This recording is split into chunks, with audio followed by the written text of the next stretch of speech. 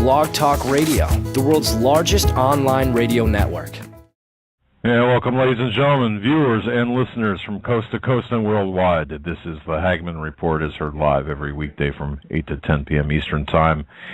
My name is Doug Hagmann. I'm the founder and director of the Northeast Intelligence Network on the Internet at HomelandSecurityUS.com. With me is my co-host, Joe Hagmann. He will be with me here shortly. I just want to welcome everyone to our program tonight.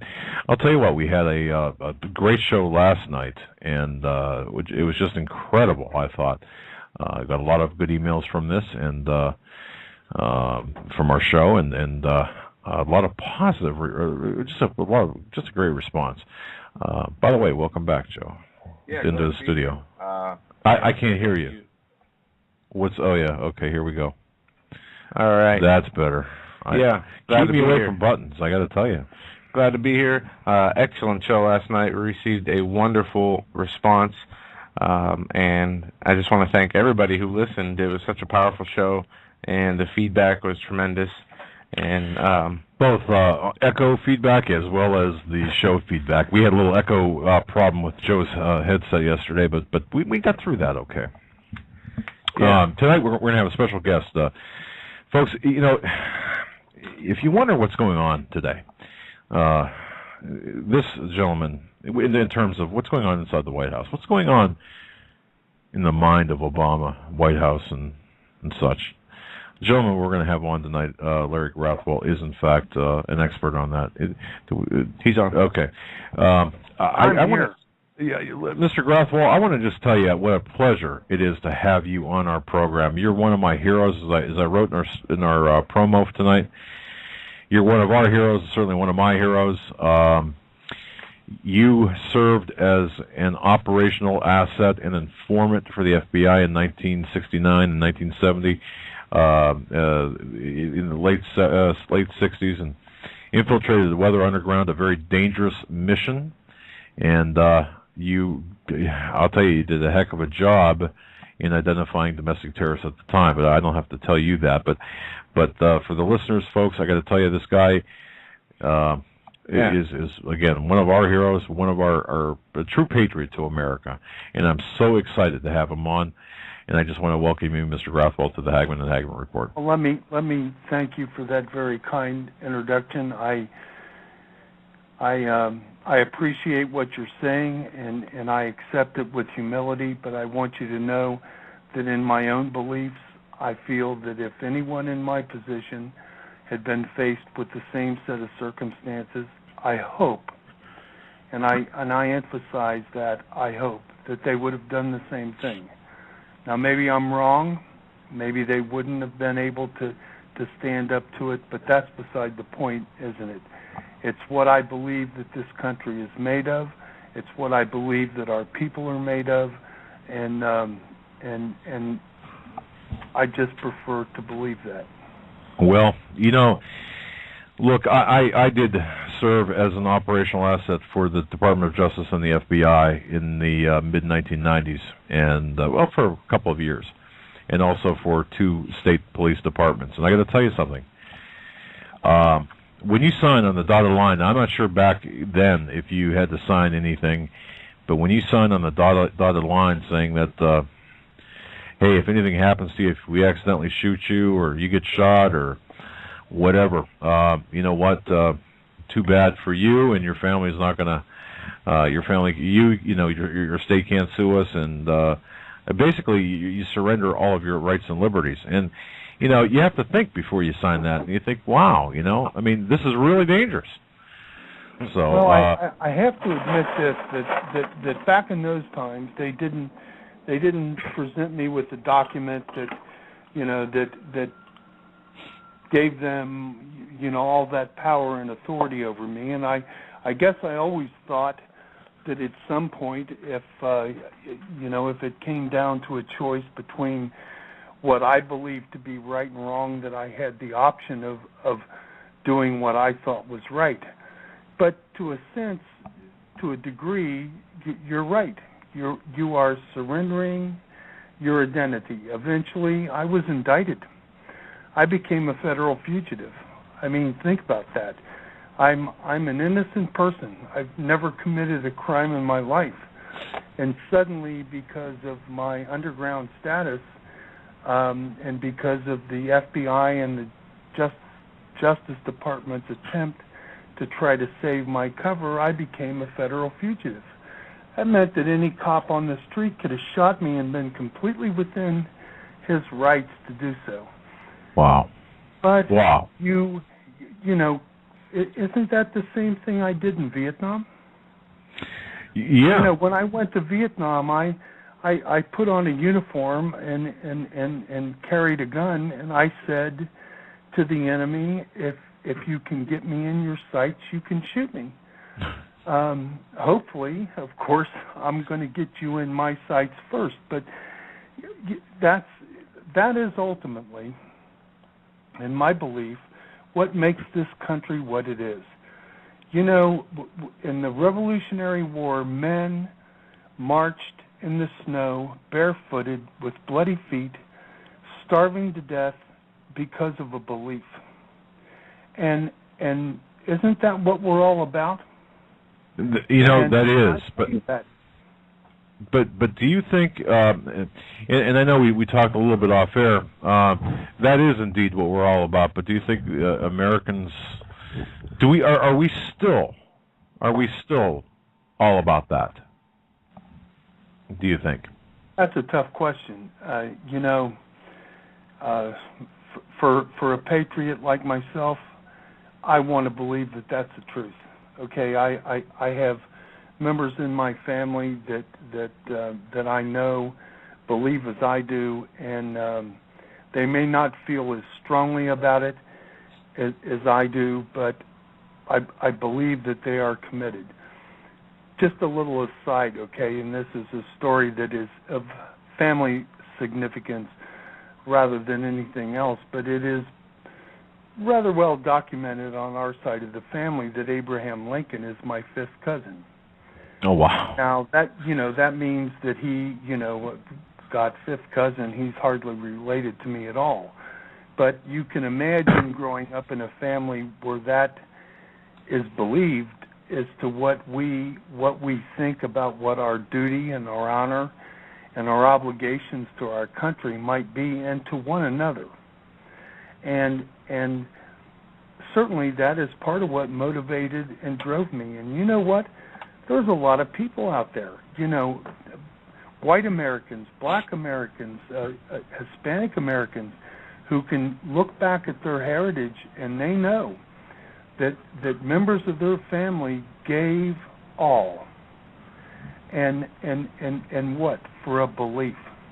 For a belief that's right. in our freedom and our democracy. And so I choose to believe that's what is there. And you're right, there's probably a lot of people that look at me and laugh and and think that, Larry Grathwohl doesn't, know which side of the earth the sun comes up on. But I believe it. Well, I'm glad you do. I have faith that there is what I'll call a remnant out there that I believe will save this country or they have the ability to save this country. I refuse to give up all hope on America, and I know, Joe, you do too. I feel America will never be the same again as far as our freedoms, as far as our foundation, cornerstone that we built this nation on, a faith, Christian faith. Though that's gone, we see the name of Jesus, the Bible, and Ten Commandments treated as some kind of extreme rogue literature right. instead of the historical, given the historical value that it deserves.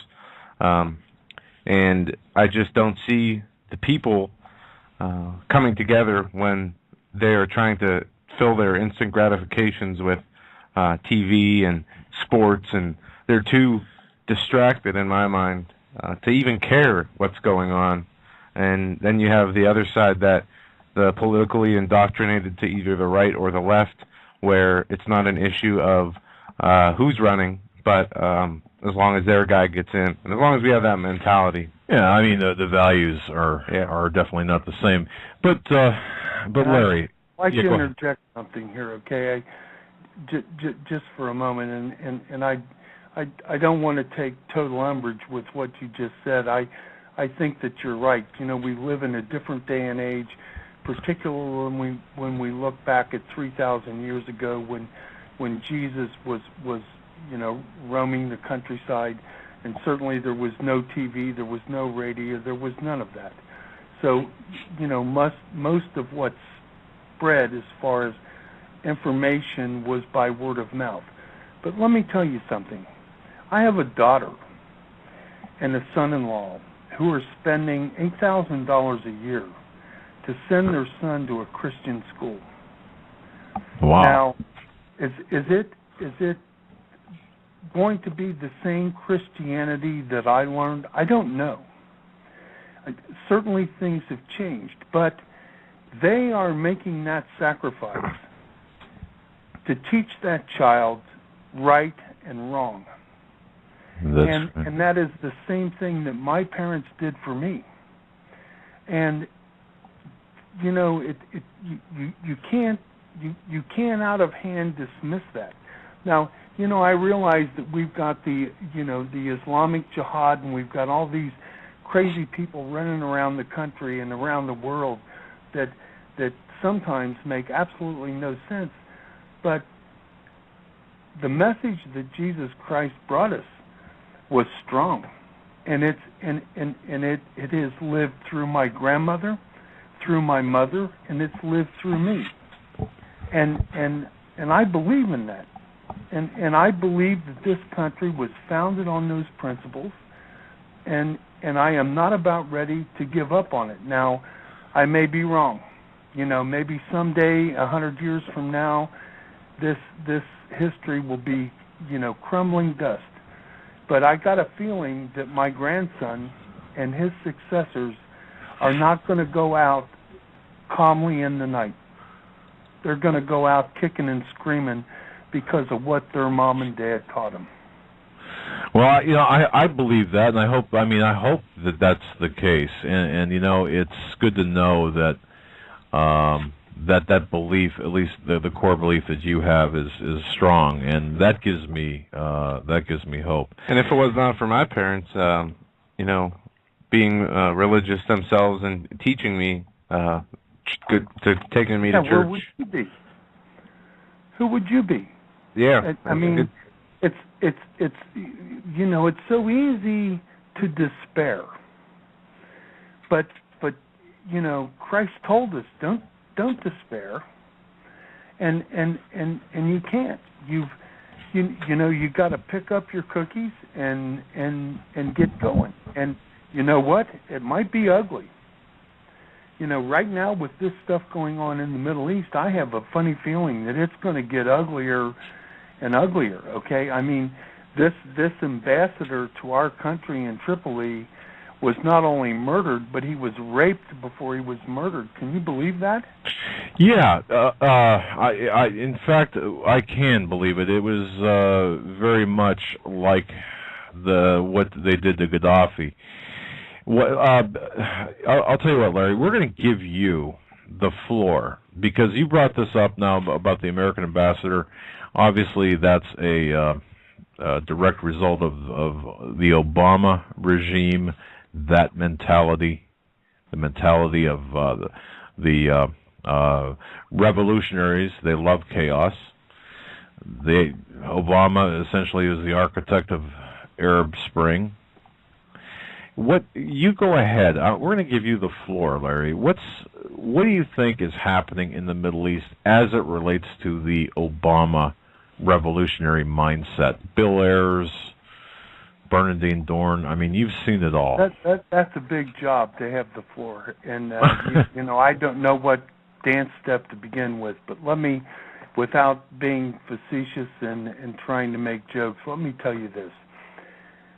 Somehow our president he's more interested in playing a game of golf than he is in responding to what happened to our ambassador. That's just absolutely shocking to me. This man, and I don't know the guy. Who knows what kind of a person he really was? Maybe he was an atheist. But you know what? Even God didn't condemn atheists to that kind of treatment, did he? My God is a merciful God.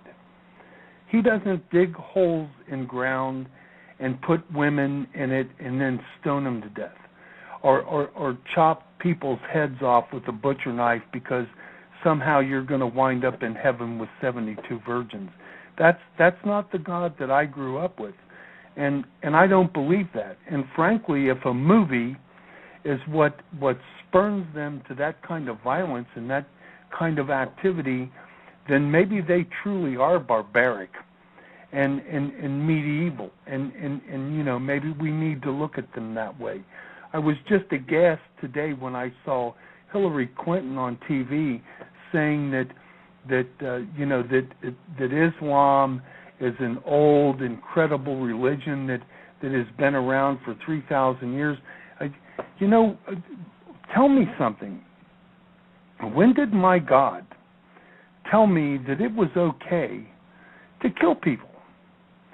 I suppose that during the era of Nazi Germany, we had Germans Nazis who thought that it was okay to kill people because they were Jewish.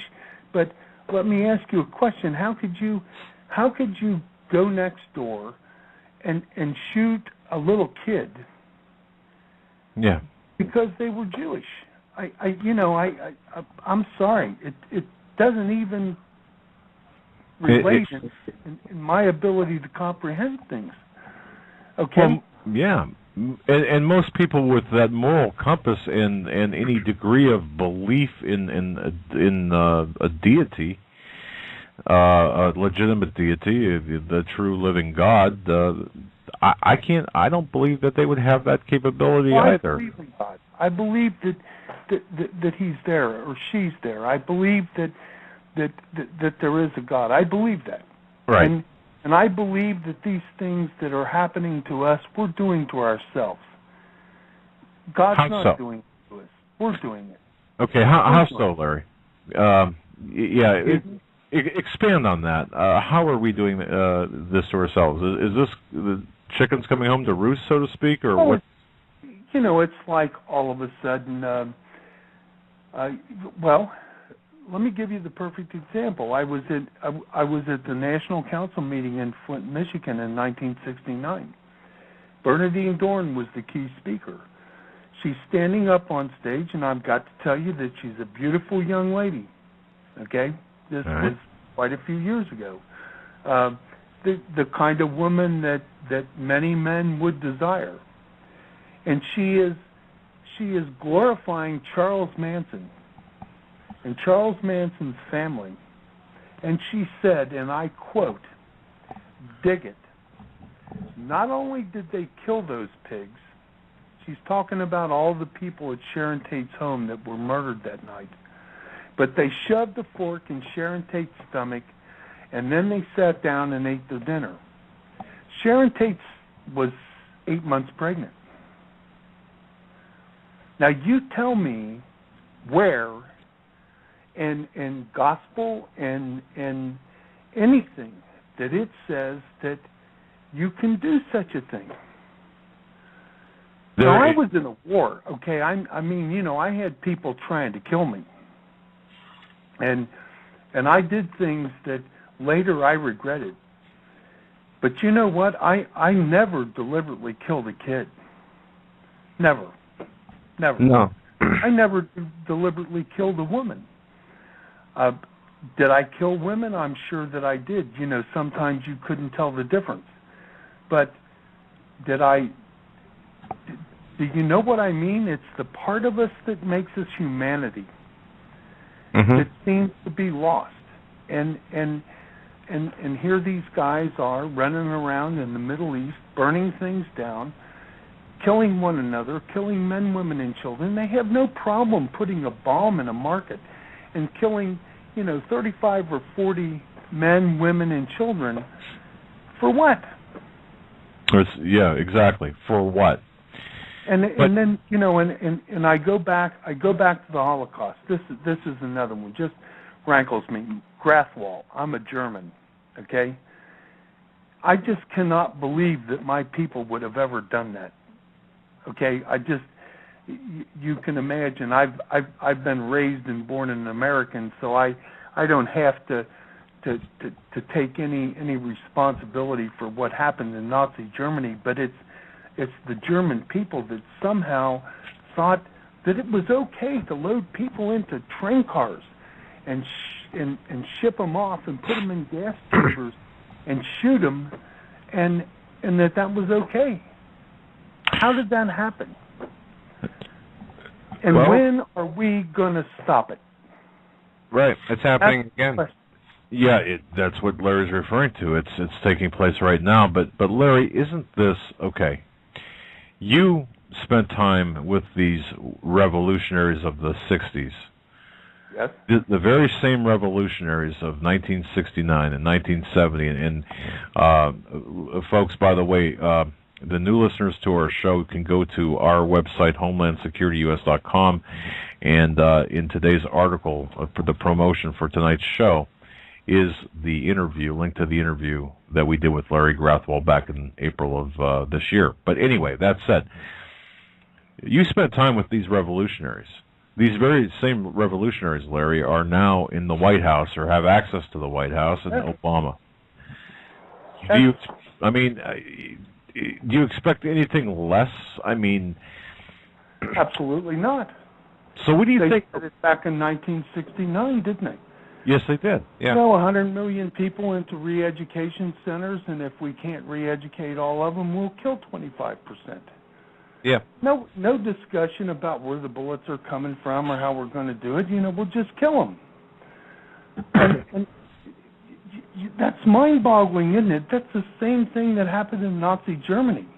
That's right. And of course, we would like to put adult faces on all these 25 million people that are in the re-education centers in the United States and make it nice and clean, right? But do you think that's what's going to happen? Don't you think there's going to be little kids and all the other assorted savagery that goes along with it? Death is not clean. No. Wouldn't it be nice if it was? Well, yeah, boy. Well, yeah, normally, but I think that this, nothing that we're talking about here with respect to this type of death would be clean at all. But Larry, back in 1969, when you heard that statement from Bill Ayers about killing 25 million people, or roughly, what went through your mind at that point? You're actually... I was absolutely aghast. I'm sitting in a room with people who have graduate degrees from Columbia, from Harvard, from Yale, from Michigan, that some of them are master's degree PhDs, some of them PhDs in history. In history, they know this stuff. And they're talking about, we'll just kill them. Wow. And then I remember the stories about, some Nazi SOB who lined people up on a rail car line and tried to see how many people he could kill with one bullet. Right. Can you believe that? Yeah. Yeah. It's... listen, you're talking to a soldier. Okay, this is a guy that's been in the hole and has been threatened and has had to kill. And I can actually tell you, and you might find this astounding, but I was actually in a firefight one day where a woman and 3 kids started to walk down a little dirt path, and everybody stopped shooting. Both sides. Really? Yes. And we let them go by. Now, killers with conscious. Wow. Well, it was like, if they're going to stop shooting, so will we. Do you know? So there's that there's that bit of humanity that exists even in the most death-defying situations. But then we talk to Bernadine Dorn and Bill Ayers. They don't care. Yeah. They not only killed those pigs, but they shoved a fork in Sharon Tate's stomach and ate her dinner. Sharon Tate was 8 months pregnant. That's right. Can you believe that? Now, what role? Now, Bernadine Dorn did not have any role in the Tate killings, obviously. Or No, she didn't. She did? She was glorifying it. No, she didn't. Okay, glorifying. Okay. She was involved in the Park Police Station bombing. Mm-hmm. And as a matter of fact, Bill Ayers, her husband, related facts to me about the Park Police Station bombing that no one else could have known but someone that was involved in it. It was also later corroborated by a girl named Karen Latimer and another young man whose name slips me at this moment. So we have actually 3 sources of information that say Bernadine Dorn actually placed the bomb on the ledge at the Park Police Station that killed the police officer. Wow. Okay, now there was fence nails, there was roofing staples. This wasn't a bomb made to protest the war. This was a bomb that was made to kill somebody.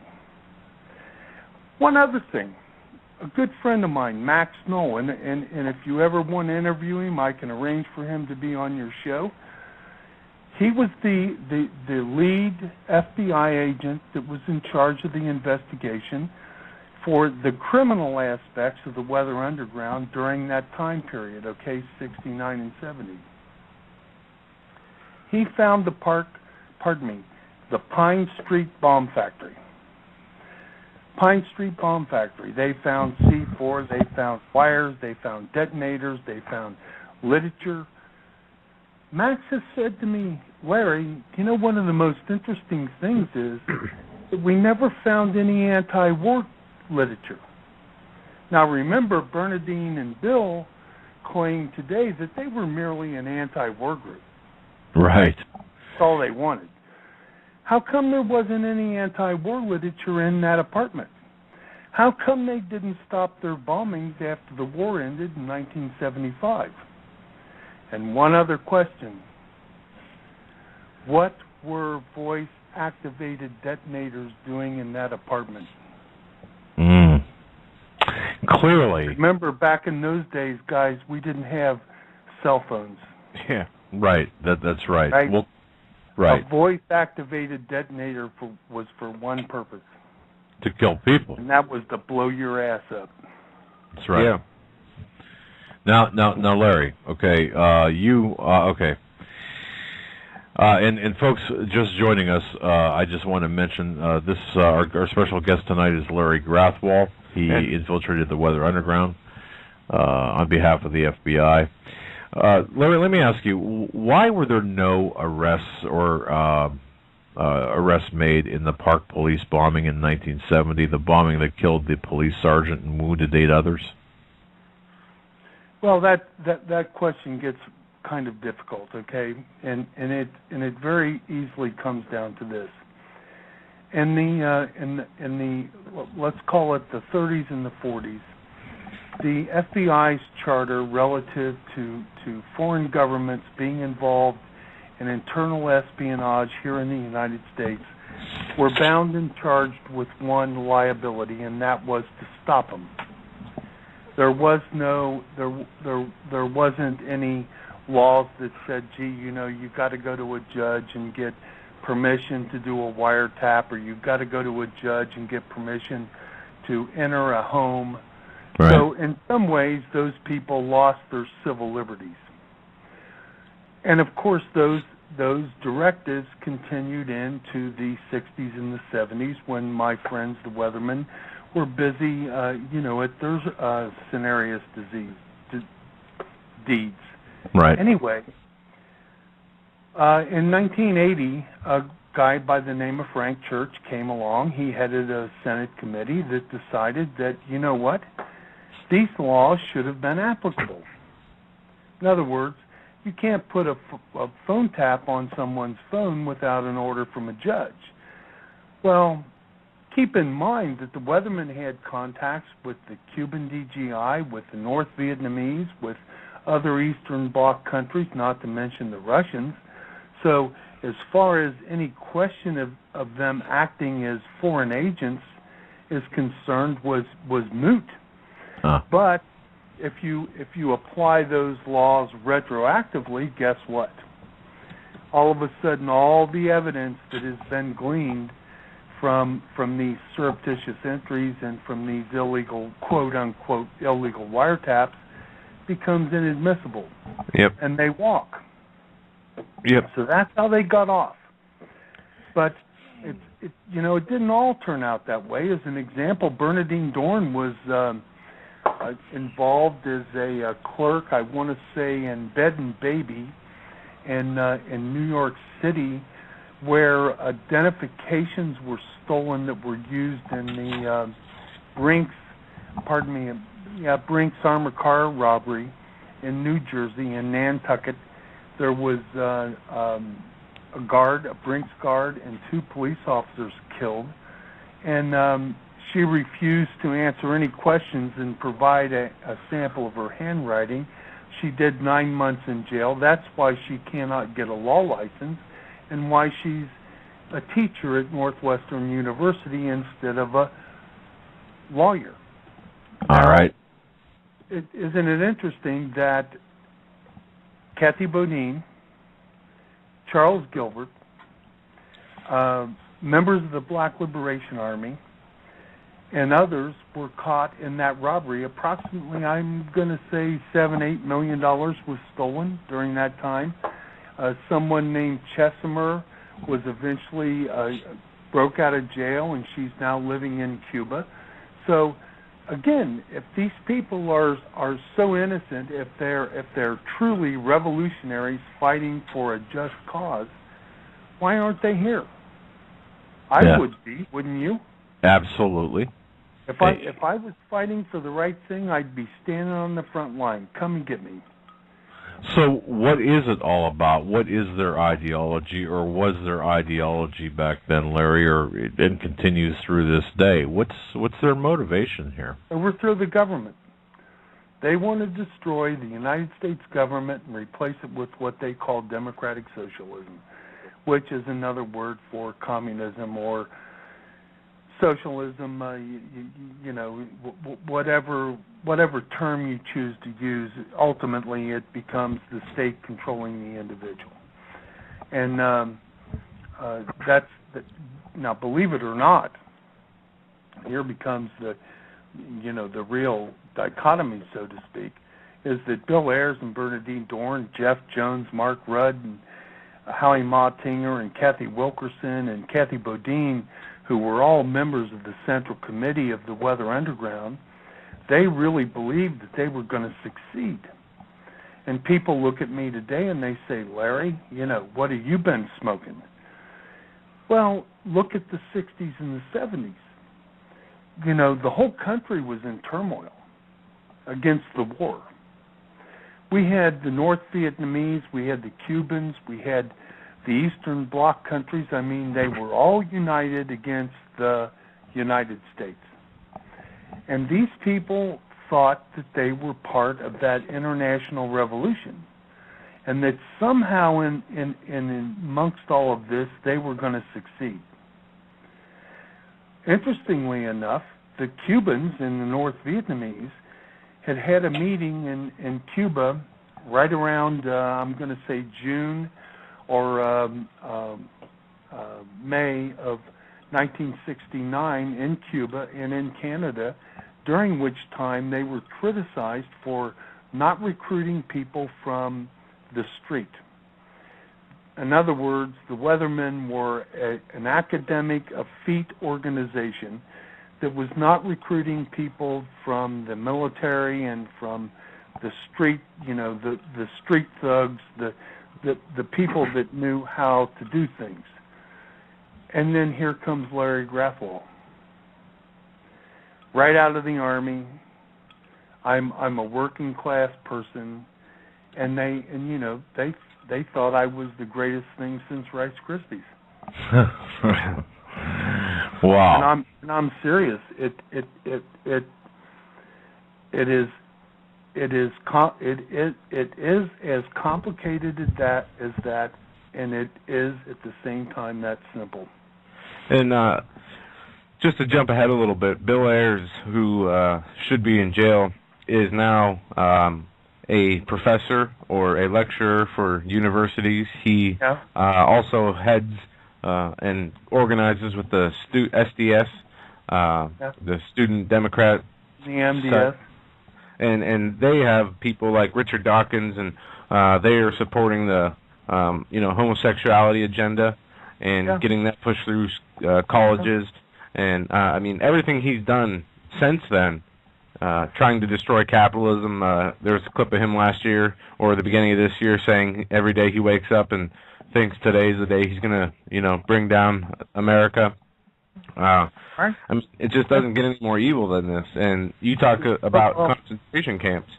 I think that's what they're moving towards. They are really trying to implement this. Is it evil when you consider that that's your objective? I suppose that it's not, because that's your goal. But is it evil when you and I consider it? Yeah, because we believe in freedom, don't we?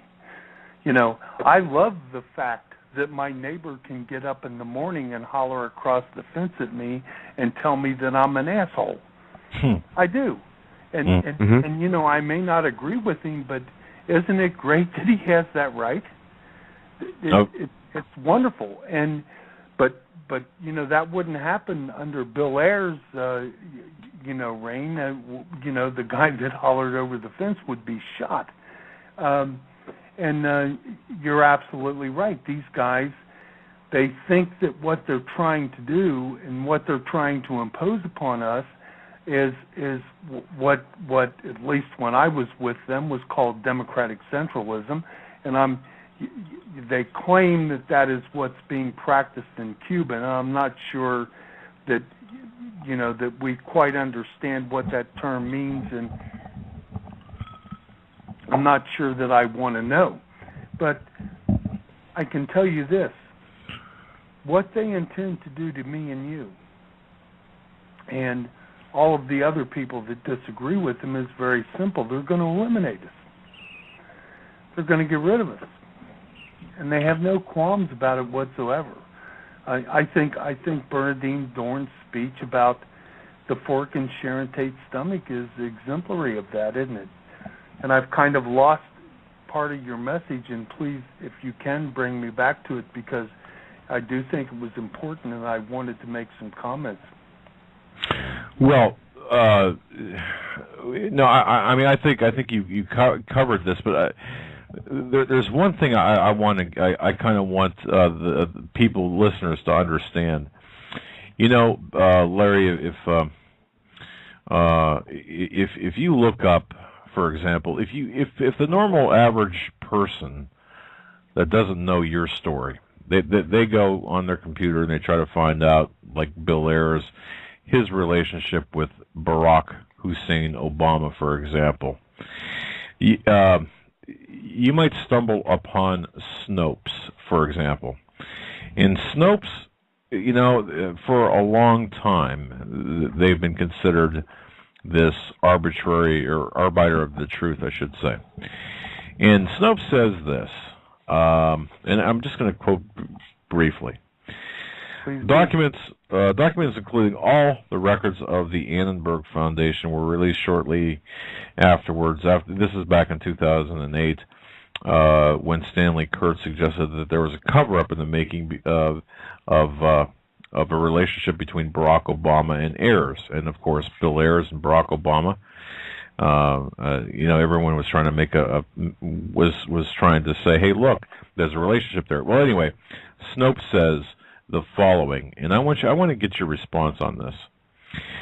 Reporters reviewing the records pertaining to Obama and Ayers, that relationship, have found nothing startling linking Barack Obama to the 1960s radical William Ayers. What do you think about that statement? Well, that's just kind of a general comment, isn't it? Yeah. And it's pretty easy to say. How about Bill Ayers, Thomas Ayers, mailman, who says that he met Barack Obama in and out of Thomas Ayers and his wife's home during the period of time that Barack Obama was a student at Oxnard. Okay. Okay. Now, I don't know this man from Adam. I mean, if he walked up and bit me on the nose, I wouldn't know who he was. So why is he saying this thing?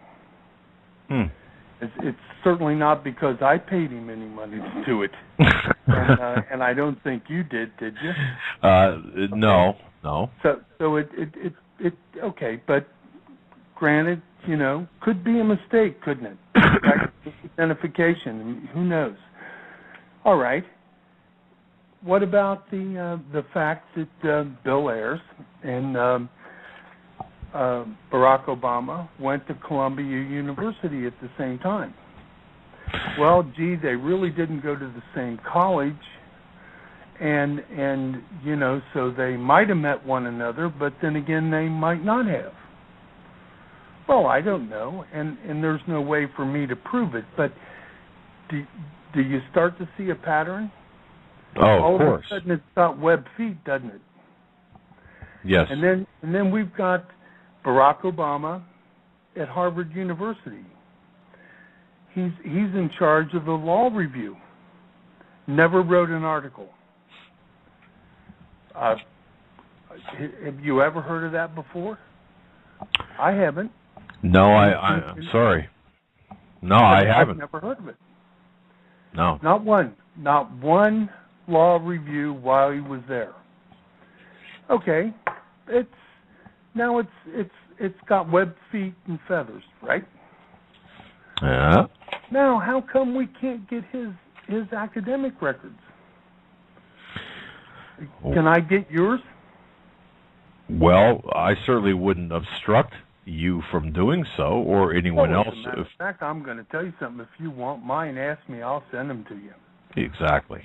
Okay. I mean, listen. I was a pretty good student. I got a 3.85. It could have it been better? Yes. I wish I could have been a 4.0, but I wasn't. So, but even if you're a 3.8, right? That's nothing to scoff at, is it? Of course. So why not. are you No. hiding it? Now all of a sudden it's got a bill, doesn't it? and that's all I'm trying to tell you. It when you start to add these things up, how come? Because where I come from, it doesn't make a big difference. That's right. I talk to my brothers and my sisters. They all have advanced degrees. What do they care? It's true. They don't care if you know. Would it be great if if they were 4.0 students and were considered at the top of their class, but in most instances they're just happy as hell that they graduated. Right? Right. So, well, hey, so tell me, what is this? What's the problem? Well, let me ask. Did I miss the question somehow? If I did, I apologize. No. I mean, so tell me, Larry, what's going on here? I mean, I believe that Ayers and Obama have had and currently have a relationship. Yeah, I do too. Now, I think it went back to Columbia. Right. And I think that Obama. I think Bill Ayers. Now, total speculation on my part. Okay. So, for God's sakes, don't put this in the newspaper tomorrow as being Larry Grathwohl analyzes this as being the facts. But total speculation on my part. I think that they met up in Columbia. Maybe even sooner. But regardless, Columbia, I think, was the catalyst. And I think at that point, Bill Ayers recognized that he had somebody who had the smoothness and the leftist commitment that Bill had, but he didn't have the baggage. You know, Bill, there was no way for Bill to become a presidential candidate, right? I mean, right. You know, he spent it all in the 60s, didn't he? That's right. And all of a sudden he's got somebody that, hey, this guy looks pretty special. And I think that he worked with him, he groomed him, and he made him into what he is. Now, in addition to that, I wonder, again, my speculation, why do they hide from one another? Oh, gee, Bill is just some guy that I see in the neighborhood. They worked in the same office building. Yeah. They worked on the Annenberg Challenge together. I mean, come on. If you and I had worked in that same kind of an association, would you deny knowing me? No.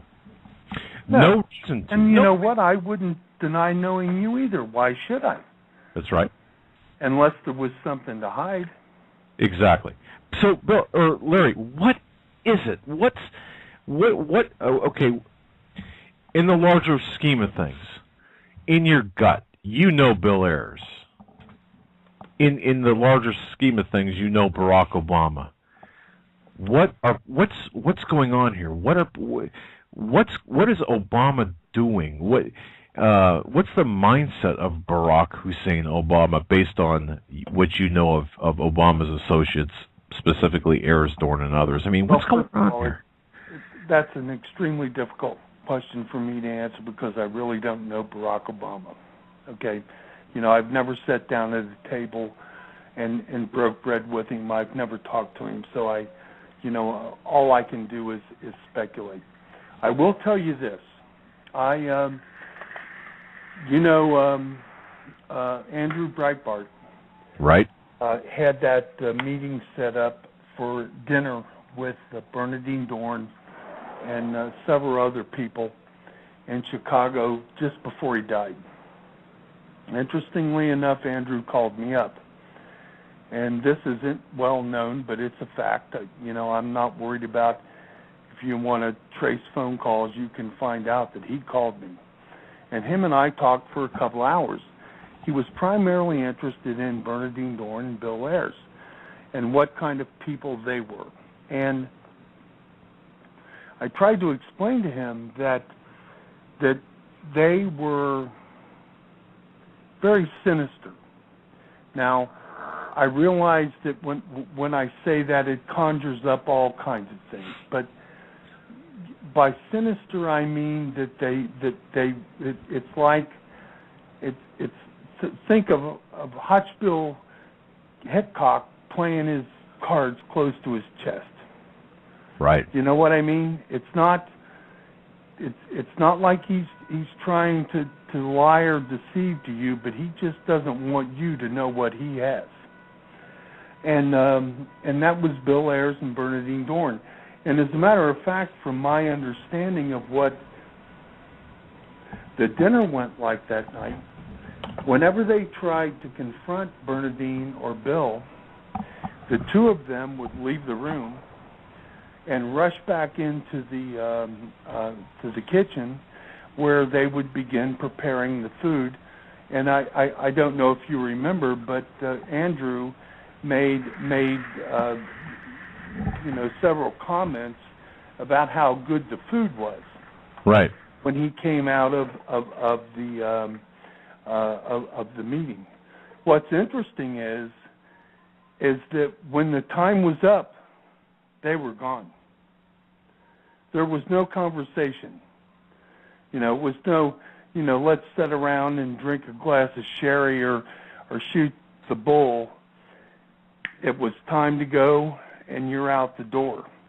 And Andrew seemed to be a little upset about that, and he told me as much when I talked to him later, that he hadn't had a chance to ask him some of the questions that I had posed that he asked them. Now you can expect that I had all the really good questions, right? You know, Sure. how come you're such an asshole, Bill, and those kinds of questions. But I also tried to tone it down with questions that I thought might have, you know, more substance and elicit a little bit better response. And what was interesting is that when it was done, it was done. And Andrew called me from outside the place, and he said, Larry, it's done. He said, I almost feel like I've been kicked out. Well, doesn't that make sense? Well, They had no intention of discussing anything of any significance with these people. No. Absolutely none. And of course, a few weeks later, Andrew was dead. And you know, there was a big speculation as to what might have happened to him. I've talked to people that I consider to be in very close contact with Andrew, and I do believe that it was a natural death. I have no reason to suspect that it was anything other. But we lost a real hero that night.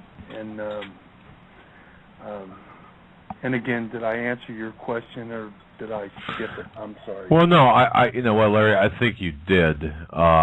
Now, I don't know, ladies and gentlemen, I don't know. Larry, are you on a Skype connection? Yes, I am. Okay, because we're getting some really bad digitization. I'm not sure if people in our chat room can come hear. Up on Skype. How do I do it? I need to know your. We can. We'll go on a break here in a couple minutes, and in fact, let's do that now, folks. I'll tell you what, Larry. Here's what we're going to do. We're going to go to a break, and Joe, how are we going to? You can give Larry. You've got access to. We'll send you an email with the information, right, Joe? Or how do you want to do this? I think if you tell your engineer just to put his name up, I'll find it. Okay, it's actually Hagmann PI, Hagmann PI. Okay, right. I can do contacts. No, I don't seem to want to do that. What we can do is we'll give you a call during the. I'll tell you what we'll do. We'll give you a call during the break, and and we're going to fix this because I know that we're getting some bad. And when we come back, I want to get into some other specifics. We got some calls. Yeah, we're going to take some calls. We got a bank of callers on the line, which is one of the reasons why I want to get this audio cleared up. So, folks, listen, I'll do calls all night. All right. You tell me I got to shut up. Never tell you that, my friend. Okay, Larry, we're going to get back with you. We're going to get this audio cleaned up. Folks, you're listening to the Hagmann Report on this, the 13th day of September, 2012. And we're going to be right back with our very special guest, Larry Grathwohl. Stay tuned, please.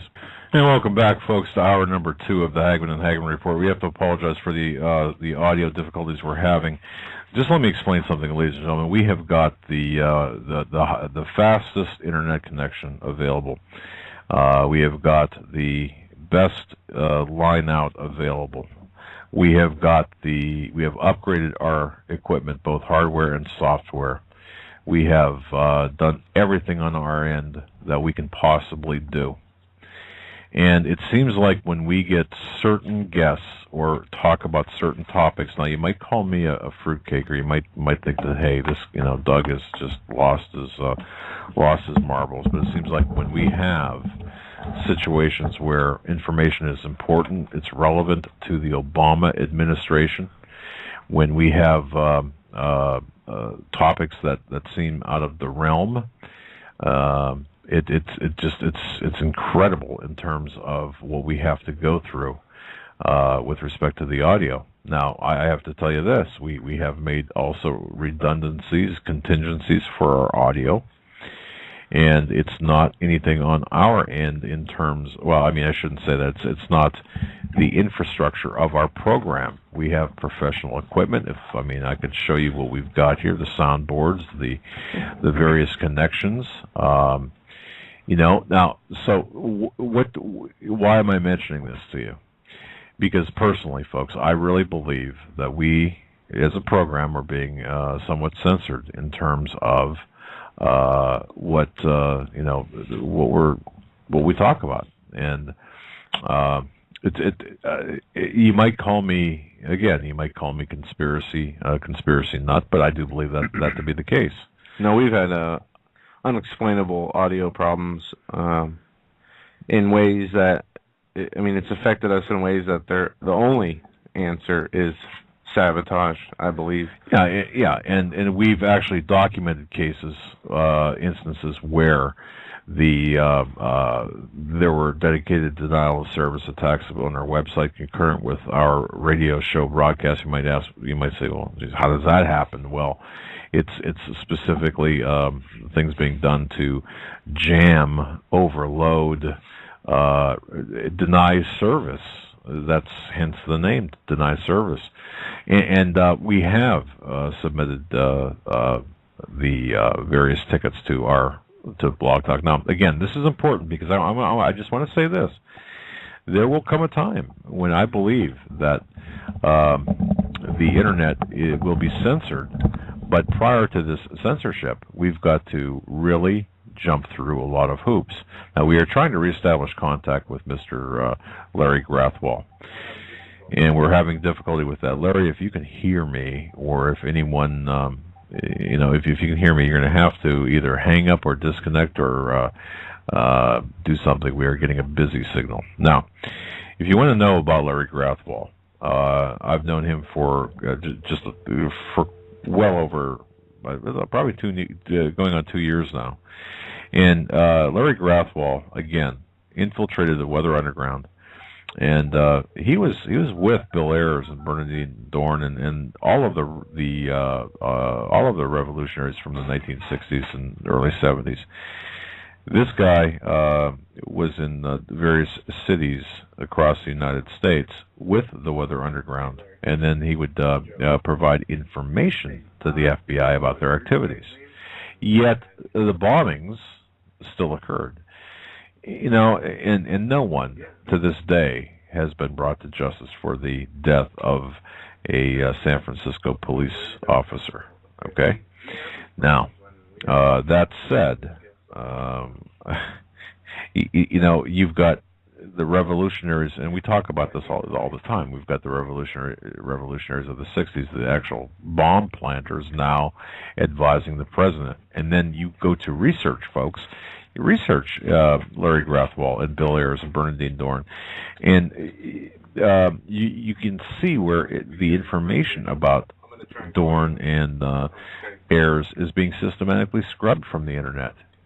It's now Cliff Kincaid still has quite a few articles about Ayers and Dorn, as I do as well, or as we do on HomelandSecurityUS.com. But look, there is this deliberate scrubbing of information about Ayers, about Dorn, about their activities, and specifically about their relationship to Barack Obama. And everything, folks, everything is contingent. What is to come is contingent on I don't want to say contingent. That's probably the wrong word, but it is a natural progression of events. Again, the people who did the bombings and the people who actually did the bombings back in the 60s and 70s now are in power today. And we're talking about true communists. Now, I was on the Tom Botterley program out of Buffalo, New York, early this morning, and Buffalo happens to be one place where Bill Ayers met with Larry Grathwohl. Bill Ayers, Bernardine Dorn, and so on. They met with Larry Grathwohl, and that's one of the locations where the planning was conducted. I got to tell you something. Look. The planning that's going on in the White House, the communist connections in the White House, are directly related to the revolutionary or the revolution activities of the 60s and 70s. And I apologize too. I'm a little bit distracted by Joe, who's trying to, again, we're trying to reestablish contact with Mr. Ayers, or wouldn't that be something with Mr. Grathwohl? And I also take issue, folks, with Snopes too. Snopes does not have the proper information. They are an arm of the Obama administration via the Annenberg Foundation and George Soros. As a matter of fact, it's my understanding, I don't have any proof of this, but it's my understanding that Snopes is actually funded in part by Soros and Obama. But when we reestablish contact with Mr. Grathwohl, we're going to be talking about the relationship between Bill Ayers once you get your headphones on and Barack Hussein Obama, and we are going to get his take as well on how that plays in, how that ties into the events over in Libya, because this is all related. It's all connected. But anyway, and folks, another thing too, do not believe a lot of what you hear and read about what's going on in Libya and Egypt. This, I believe, we are now at, I do believe that we are, the start of World War III has begun. I mean, I believe that, when I say that, I mean, I think the fuse has been lit. I think that this would happen in Libya with the death of our ambassador and would happen in Egypt. I truly believe in the riots in Tunisia, which you're not hearing a thing about, the riots in other Middle Eastern countries, you're not hearing anything about this. I believe it is being fomented. These are being fomented by this administration. Remember when I said this back in May? There's going to be chaos in this country as well, but obviously this Middle East chaos is being perpetuated, not perpetrated, but perpetuated by this administration. Just you can take that to the bank, but don't believe everything you read about the reason, for example, for Ambassador Stevens' murder in Libya. Do not believe there was that film that they alleged to be a pretext for his vicious murder. Is not the reason behind it. There's also some really strange occurrences between Terry Jones, who is allegedly involved in the Terry Jones, who's the controversial pastor, the anti-abortion guy, and the Koran burner. There's also some allegations that he was involved in the making of that film. I don't know if that's true or not, but I can tell you this: that film again was not part of the was not the motive behind what's taking place in the Middle East. It's coordinated. What's going on over there is coordinated, and it's purposely being conducted. Really, as kind of a diversion for the economy. The economic crash that is to come, and a few other reasons. But this is to ensure, despite the appearances right now, where people will say, "Oh, this is making Obama look terrible." No, it might in the short term cause people to question Obama, but you've got the press running defense for him, and in addition to that, you also have some things that will result, some chaos that will result from this. Here in this country, I truly believe that what's happening over there to a lesser extent is going to happen here. I should say to a lesser extent is going to happen here.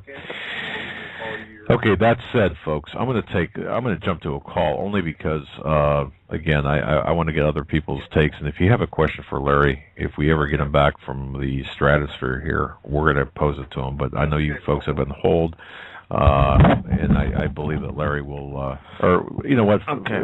Callers, hold on just for another moment or two. Yeah, Larry's going to be calling back in, and yeah, we're going to reestablish connection. He could not get connected to us on Skype, even though we sent him a request and we can see his picture. And he said he's having difficulties on his end with his computer and phone lines. So. Yeah, take a breath there, my friend. And you were running around the studio pretty heavily there. He said he is used to this, and he is upset that he keeps running into this. So Yeah, yeah. Now, let me go to Troy here. Okay. Troy, can I bring you on the program, or can I bring you on? Let's see here. Okay. I'm not sure what that means here. He says, hold on. I think. Okay. All right. Joe, again, now when you said he's used to this, he's been booted other times? He says that he is used to being on programs and having audio difficulties while he is on the program. It's not the first time. He doesn't think it's going to be the last, and he's very frustrated, and here he is back on our Blog Talk switchboard, and let's bring him back on. Well, what irritates me is that I've used it several times, and it just worked fine. And why all of a sudden does it not work tonight? You're back on with us, Mr. Grathwohl. I know, and that's a good thing.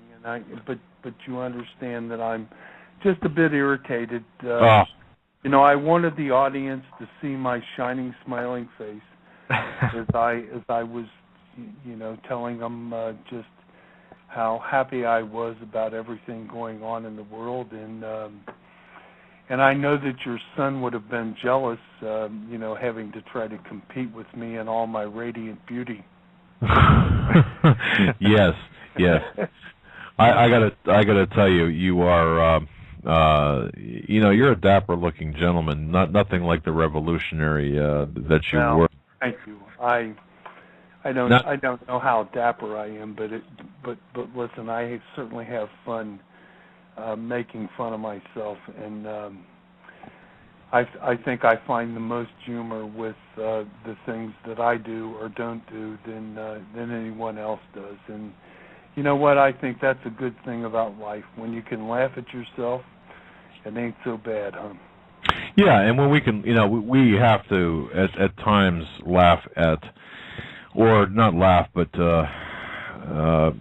you know, understand that like audio problems like this, you know, I mean, right now my blood pressure, you know, there's not enough medication in the medicine cabinet to get my blood pressure down because of what's taking place, and I do. Yeah, we do. They thought they had us, they lost. Indeed. Now, before we go any further, we're going to go to calls. But before we go any further, Larry, what are you doing this Saturday? People should know about this. And well, I want this Saturday I'm taking. Excuse me. I'm taking what I guess a surrogate spot for Joel Gilbert. I don't know if anyone knows who Joel is, but he is the guy that produced the movie Dreams of My Real Father. I have happened to look at that movie at least 8 times. You know, and certainly I wouldn't want Joel to know this, but sometimes I feel like I produced the film myself.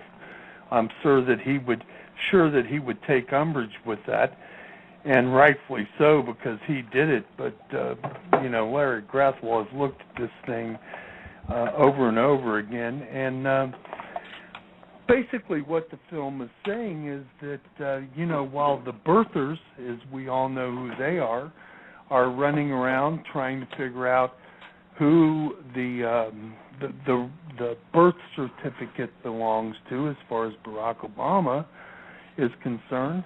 In fact, it has nothing to do with the birth certificate at all. It has everything to do with his dad. His dad's not the Kenyan. You know, that was all some kind of an arrangement made between Ann Dunham's father, who was a member of the CIA, and Frank Marshall Davis. Now, Frank Marshall Davis is a well-known card-carrying communist who was receiving his instructions from the Comintern back in the 40s and the 50s. He went to Hawaii to try to organize some kind of a problem in Hawaii to try to get that territory not to become a state. He's a well-known pornographer. He's written pornographic books, And if you look at the two of them in pictures side by side, along with the quote-unquote Kenyan, what you're going to determine is that there ain't no way that the Kenyan is Barack Obama's dad. Okay, I'm a skeptic. Remember, I grew up with the FBI. I worked a lot of stuff with those guys, and so consequently I ask a lot of questions. I've asked those questions. I've looked at those pictures. I've looked at the video at least 6 times. And if Frank Marshall Davis isn't Barack Obama's father, I don't know who is. Now, what's interesting is to consider that Ann Dunham's father was a member of the Central Intelligence Agency. Ann Dunham moved to Hawaii.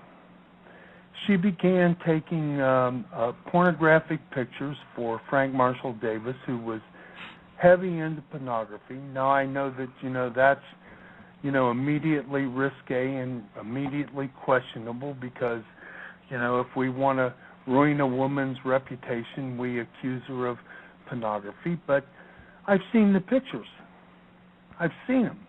You have. I've seen a young woman who is very much relaxed, who is very comfortable with what she's doing, and it's Ann Dunham. It's Barack Obama's mother.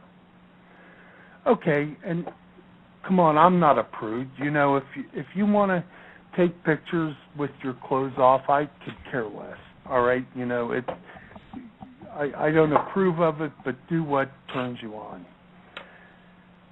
The thing is that she got pregnant by Frank Marshall Davis, who was a card-carrying member of the Communist Party. Right. And Ann Dunham's father was a CIA agent. Well, this is back in the 50s.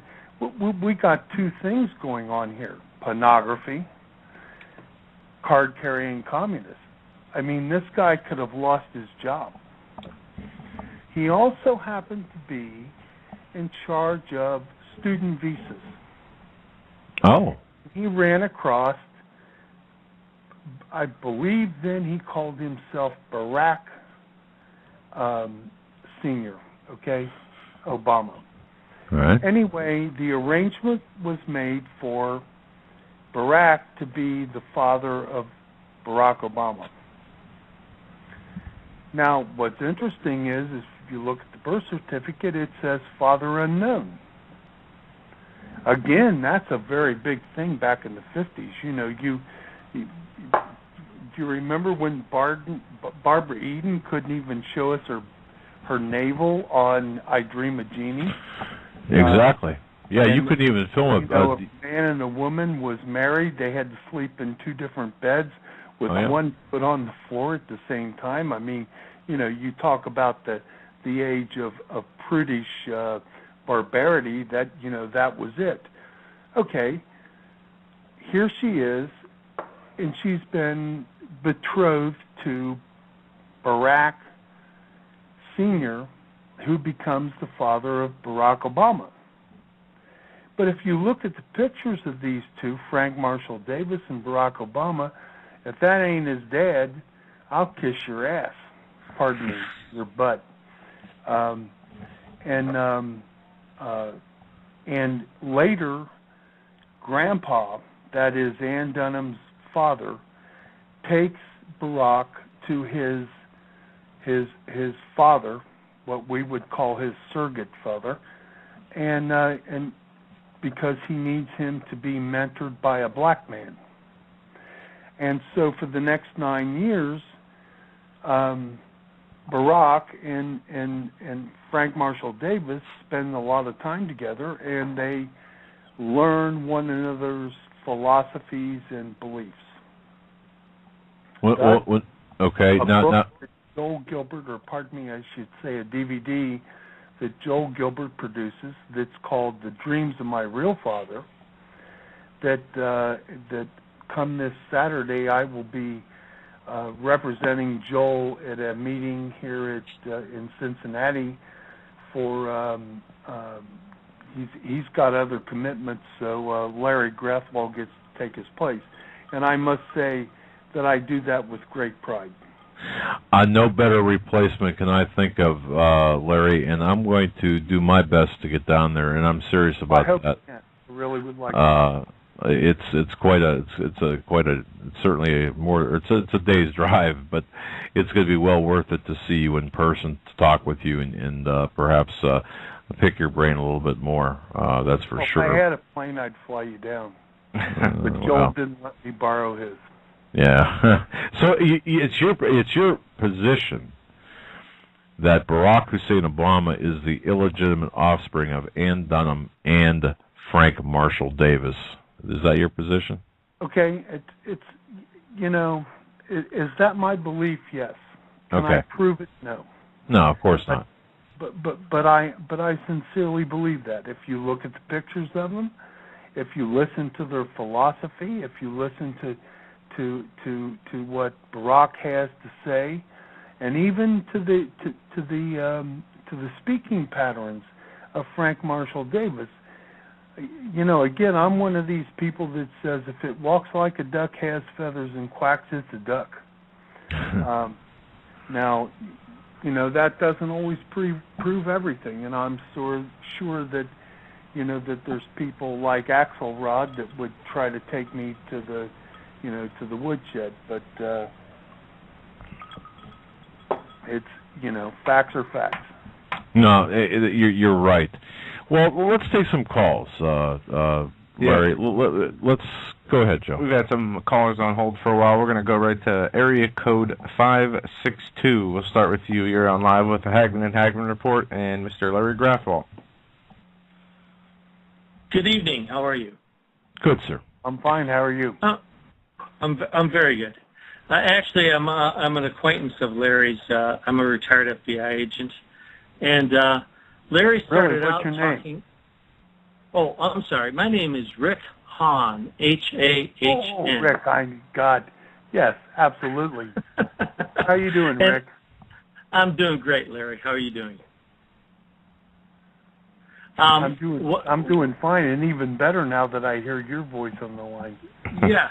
No, one of the things I wanted to bring to the table here is you started out, Larry, talking about in religion that there's no real reason for these believers in Muhammad, Islamicists, to be killing Americans and whatnot. And one of the things I wanted to point out is that this week in USA Today, actually yesterday on Wednesday, there was an article by a professor from Georgetown University who was lamenting the fact that there's been such a lack of interest in the tortures that were carried on by U.S. forces, CIA, whatever, contractors and whatnot, during the Bush administration. And gee, what a shame this is that we've lost interest, that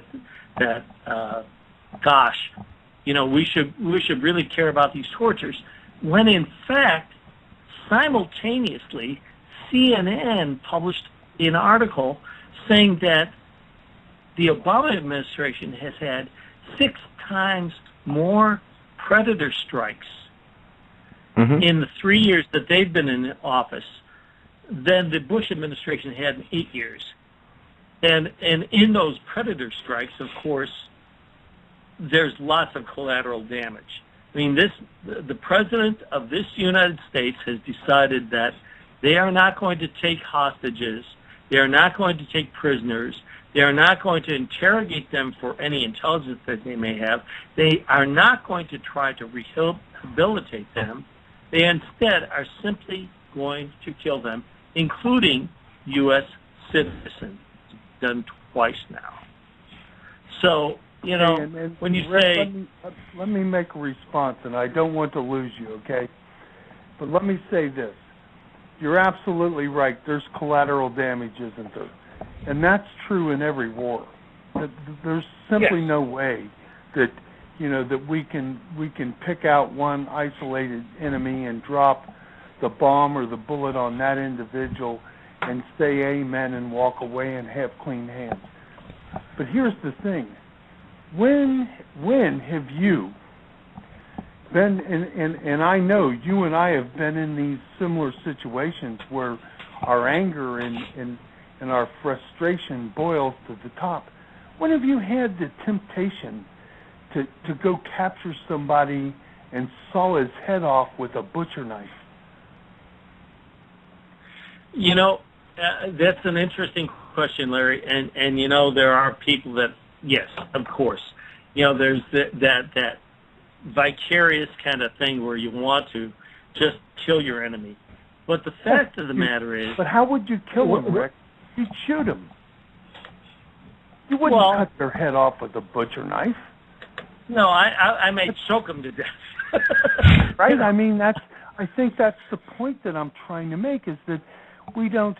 as angry as we get, as much frustration as we might feel, to put a woman in the ground up to her chest and throw rocks at her until she's dead is simply something that we just don't think of, do we?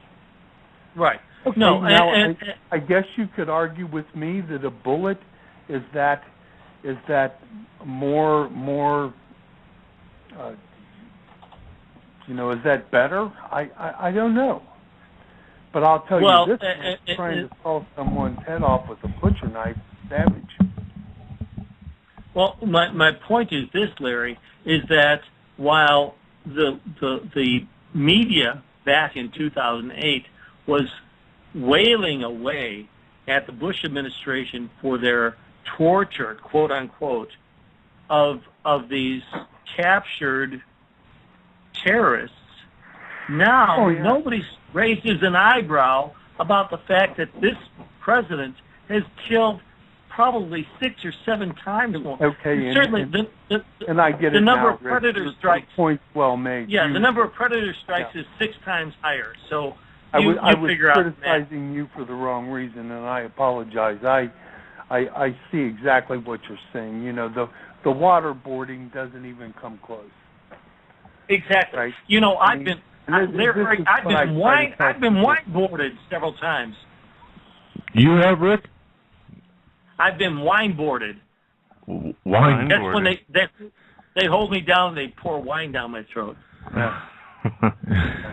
Listen. Rick's a good friend of mine.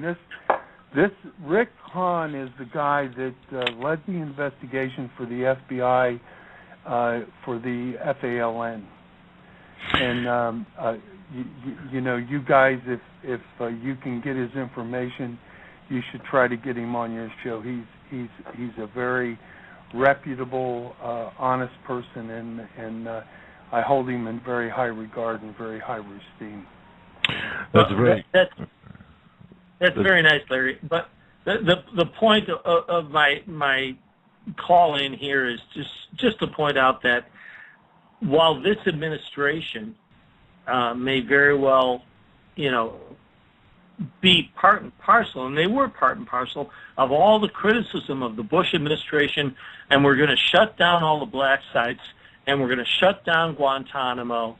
Well, this man's solution is to simply go out and kill everyone. And that, in my view, is this an improvement? Come on, I don't think so. I mean, I really believe... It kind of goes back to what I'm saying about lethal injection, doesn't it? It's like, gee, let's cut their throat off with a butcher knife instead of using lethal injection. Excuse me, if I can waterboard somebody and find out where the next big action's going to take place, guess what? Waterboard. Well, exactly. And my you know job what? is to protect American people. If you read the book, and I'm going to forget the name of it, but there's literature out there that simply says that Khalid Sheikh Mohammed, once he decided to cooperate, he cooperated fully. Yes. And in fact, the most important thing that he told us is that his God, his religion tells him that once he has held up against the interrogators as long as he can, then he has served his service to his God. Yeah. And understanding that was a real eye opener apparently for the agency, for the CIA. So, I mean, the bottom line is that there's no point in saying, oh, geez, we shouldn't be capturing people and we shouldn't be interrogating them. Oh, leaving the light on for 24 hours a day, not giving them anything more than bread and water. Not too bad. Maybe even water. And mind you, the CIA... Look what they did to our POWs in the Hanoi Hilton, and you'd tell me. That's exactly right. The CIA agents only waterboarded 3 individuals. Okay. 3 individuals. And our only problem, Rick, none of them you and I were in born at the wrong time. You and I should have been alive in the late '60s and the early '70s. I think things might have turned out differently. Gentlemen, let me interrupt here. Rick, let me ask you a question. We got a guy now. Rick, as a retired FBI agent, who's in the White House? Do we know? Who's in the White House? Yeah. Do we actually? Think anyone knows. I don't think anyone knows. Okay. I saw the movie Obama 2016, and I think that's as close to an accurate assessment of who's in the White House as anything I've seen. That's my view. Okay. Now that said, and I know how you mentioned about torture renditions and so on, and drone strikes, and I know how all this connects, but I've got a question here. About 5 people just sent me in instant messages here to ask you, being a retired federal agent, these orders of ammunition that are being made, that are well publicized, all this ammunition, 1.88 billion rounds, where's that going? Do we know, or why is the federal government ordering so much ammunition? You've heard about that, right? I have heard about it, but I frankly I can't comment on that. I've been retired for 13 years. Okay. I really have no idea. Okay, all right. Well, and my last question to you, Rick, is what in your estimation, and I know you can't read, well, maybe you can, and you don't have a crystal ball, but what's Obama up to, given his past, given his relationship with Bill Ayers and Dorn and everyone else? What's Obama up to right now? What are his plans? What's going on here? We have a revolutionary in the White House. What do you think is the long-term agenda of this guy? Oh, I really think that Obama does not believe that America is any better than any other country. I think that he believes that America should just be part of some community, and that, using that word, I believe that Obama is essentially at the heart of his politics is he's a socialist communist. Okay. In my view, I think community in that case, Rick, can be spelled with a low C. It's not a capital C. It's a low C. There's nothing like an American. Americans are exceptional. They're industrious. They're self-improvement oriented. They're motivated to achieve. They're different from any other, quote, nationality, unquote, the world has ever seen. Americans are not an ethnic group. They're not a racial group. They're not a religious group. They're not a tribal group. They're not even a political group. They're a unified group of diverse, very, very diverse individuals who believe in personal freedoms above all. E pluribus unum, from one many. They believe in the right to work for whatever they want, to strive to achieve whatever they dream they can achieve, to believe that it's more worth living a life trying to achieve your dreams than is to be held from the ability to try. They believe that win or lose, the right to endeavor is the inspiration for life, putting to work the desires one has for oneself, for one's loved ones, for one's children. Mm-hmm. Americans understand that an idea can change the world. Look at Steve Jobs. He believed so much in himself, he was willing to do whatever it took to see his deep dreams realized. He was the modern equivalent of Edison or the Wright brothers or Hewlett and Packard. And to realize their dreams, they believed, they understood, they needed investors. Folks with some money to put down to move the idea forward was a necessity in each case. Their success was a result of both ingenuity on the part of the leaders, like Edison and Wrights and whatnot, and the investment by capitalists. And could this exist? Could this exist in any other system? I consider George Washington to be one of the greatest Americans that ever lived. I mean, think about this, guys. They offered him the kingship. They offered to make him king. Mm-hmm. Even the King of England said he's nuts if he doesn't do it, and he didn't do it. He is the epitome of what we are. And Rick, I can't thank you enough. You've said some very succinct things for me this evening that I really appreciated. Well, Larry, you are an American hero, and we both know that. Well, that's right. That's right. You did things for America that few people have had the opportunity, but fewer more would ever take the risk. So, congratulations to you. Oh, thank you. I appreciate that. And coming from you, it really has meaning. Well, Rick, thank you so much for your call. Larry, we got a full bank of callers here. We're gonna move right along. God bless you, Rick, man. Thanks for the call. My pleasure, guys. All right, man. Thank you.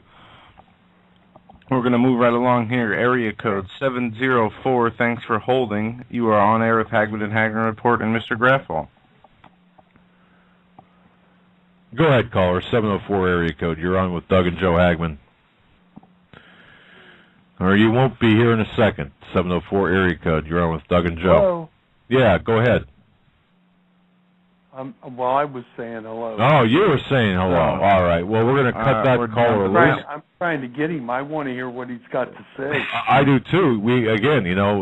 These gremlins are just incredible. Okay, let's move along. We're going to go to area code 224. I think this is Mel. I'm not sure. 224. You're on air with the Hagmann Report. Hi, it's Mel. Can you guys hear me? Yes. Yeah. Thankfully. Yeah. How you brothers doing? Very well. What's your question for Larry or comment? Yeah, well, it's a comment. That's going to be a question. I'm just going to make it quick. And here in Chicago, there's a Communist Party. I remember, I don't remember which year it was when Obama was running for elections. I called the number here. I was a college student, you know how in college schools you get indoctrinated. I used to be, I guess, like a socialist, but I called the Communist Party at the time, and I called them. I asked them, do you guys think we're going to see socialism in this country? And they said that I think it's going to happen with Barack Obama. So they have people. They told me that they have people volunteering in the elections, and they even had some politicians too. That are communists, like they had an attorney general in the state. A minute, how old is he? Maybe 23. Pardon? I'm 23. You're 23. How old are you? Yeah. 23, Larry. 23. So you are the epitome of what they're looking for. Yeah. I know. Isn't it true that when we're that age, we are liberals, aren't we? Yeah. We want everything to be the way we think it should be. And then here they come, Bill Ayers, Bernadine Dorn, and they give you the answers. And I'm saying just you. It's everybody, because you're susceptible to that. You want to believe in the good. And the problem is you know what? It's that isn't quite the way life is it? No. Wouldn't it be nice if we could all just be one just big happy family, and Barack Obama and the Nazis and all the rest of them wouldn't be trying to kill people? Yeah, Mel, what's your question for Larry? Yeah, my question is, if Barack Obama has people who are communists working for him and within, how come that they're not in trouble for that? How come they don't get? How come they're not exposed? Van Jones was run out of office, and he certainly was an avowed communist. But here's the thing: well, first of all, we create a layer of bureaucracy. We call them the czars, right? Now, these are people that don't even have to appear before Congress and explain what their political beliefs or their political views are. Isn't that nice? They get to be appointed to very important, prestigious positions and never tell us what they think or what they believe. In addition to that, we've got, associates such as Jeff Jones. Jeff Jones is the head of the Apollo Group. Jeff Jones is one of the founders of the Weather Underground organization. The Weather Underground. These are the people that were trying to blow your country up. And he's an advisor to the President of the United States concerning the stimulus package and Medicare. Right. Or pardon me, Obamacare. Well. Now, tell me how this happens. Where I came from, people like this had to be vetted, didn't they? No one vetted this idiot. Didn't they? If you were going to give me a job in the federal government of some semblance of importance and prestige, wouldn't you want to know who I was and what I thought? Oh. And you know what? I would want to tell you. Of course. Of course. I would. Yeah. Mel, anything else? I want to know what I thought. So if you disagree with me, you could tell me to go to hell. That's okay. I agree with you. I just wanted to say, what turned me back was the roots back to the Constitution of the country, just the reality of this treasonous takeover from within from Obama and his entourage. So it was the Constitution that I looked to that helped me wake up to this. Exactly. Well, that's the problem is that we've decided that the Constitution is an outdated document written by old white men 200 years ago. Now, these old white men, when they sat down, they figured out that there was certain things that would threaten a constitution and threaten a constitutional republic. And they tried to write laws that would ensure that there was protections. Just as an example, and I'm sure you've heard this one fought over and over again, is the Second Amendment, right? The right to bear arms. Yeah. And they love to tell us that, hey, the Second Constitution was for, in case you had to fight Indians or in case you had to fight bears or, shoot a possum or... hunting. My friend, this country had just fought the greatest revolution in the world. We had defeated the most powerful country in the world. And the reason that the Second Amendment is in there is to make sure that you have the right to overthrow that government in the event that it impinges upon your constitutional rights. That's why it's there. It's not there so you can kill bears. When's the Right. last time you saw a bear in your front yard? Well, hey, Mel, we're going to let you go and move on to some other callers. you. I appreciate God bless you, man. Appreciate your call.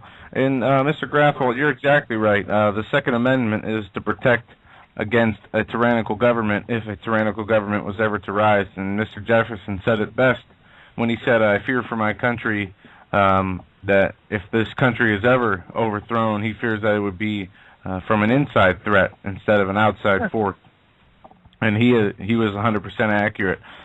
We are being overthrown by an inside threat that has, basically under the radar swept its way into power. Mm-hmm.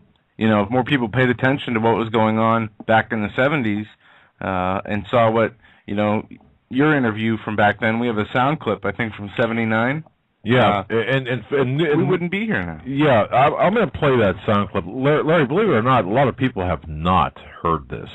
Okay, your interview from, I think, what was that 83 when you gave that 2-minute interview? Play it and I'll tell you.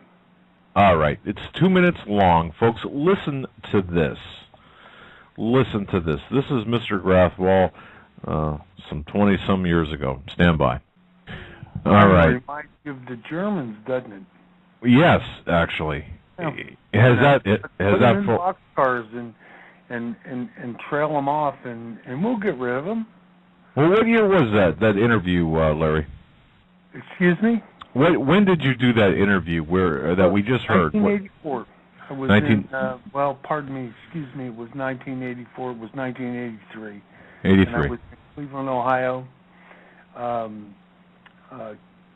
Glenda Evans, Mark Rudd, Bernadine Dorn, Bill Ayers, and several other people were there. There was about 25 of us all together. That I was always the one that kind of stirred the boat. Once having figured out that the Cubans and the Vietnamese had said you need somebody from the army, somebody from the working class. I can't even really tell you when I figured that out, but it became apparent to me that this was my opportunity to stir up the pot, so to speak. And so whenever I was given a chance, I stirred it up. And for the most part, and I don't mean this from a racial context, but for the most part, the Weathermen were made up of Jewish people. And I was, which just astounded me even more that they were so willing and ready to see their people and other people murdered on a mass scale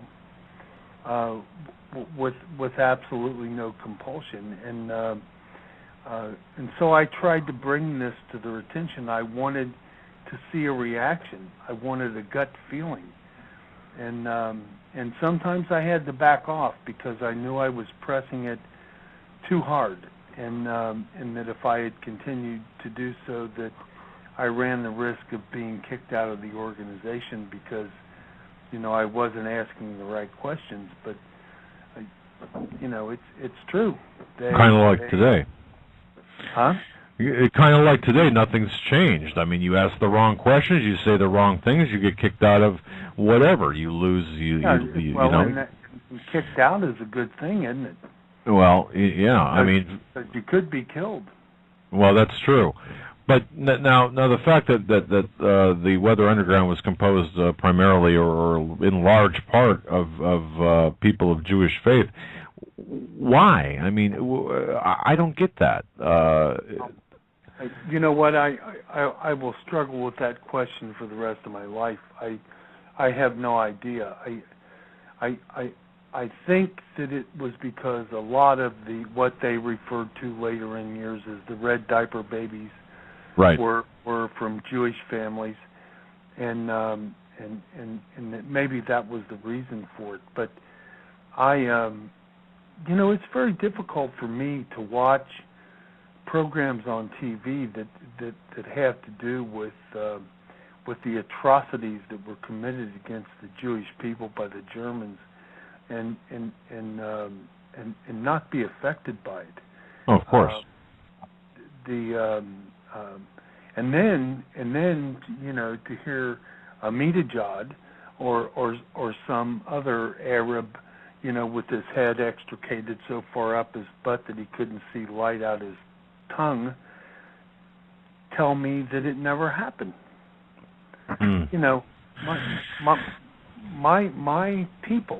My people, and when I say my people, I'm not just referring to,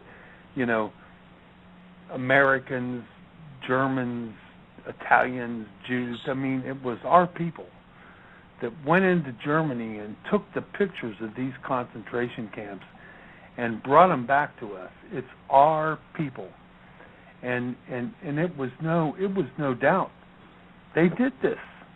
Well, Larry, do you think? Okay, look. Do you think Obama has any? What would you call it? Aversion to creating? I mean, or to doing something like this in today's world? I mean, when I say Obama, I'm talking about Ayers, Dorn, Obama, that whole motley crew. Remember, it's if you look at Adolf Hitler and you look at Himmler and all the rest of them monsters. What I don't even know what you would want to call them. Human excrement. And if you look at how they operated, they never had any conscience for what the other one was doing. Now that's pretty easy, isn't it? Sure. I say, hey Joe, I think we need to get rid of 10,000 of these people, and Joe says, that's not a bad idea. And then for Larry, it's all over. I don't even have to think about it anymore. Joe's doing it. And then Joe says, Doug, get rid of these people, and guess what? Joe don't even have to think about it. Doug's got to deal with it. And Doug gets, 50 or 60 of his thugs, and they take care of it, and it's those 50 or 60 that are how many now removed from me and you that have to deal with that. Do you think that Adolf Hitler ever considered the fact that he had blood on his hands? Wow, that's an interesting viewpoint. I think he did, but I think he justified it in the racial ethnic cleansing he was trying to carry out. But he didn't have to do anything. No, it's like the Charles Manson. I think that is really the point, isn't it, Doug? Yeah, exactly. He didn't have to think about it because the blood wasn't on his hands. That's true. Listen, I've been in a war, okay, so I know when you pull the trigger, the blood's on your hands. Okay, there's no way that you can stick your head in a rat's hole and try to act like, gee, it wasn't me that pulled that trigger.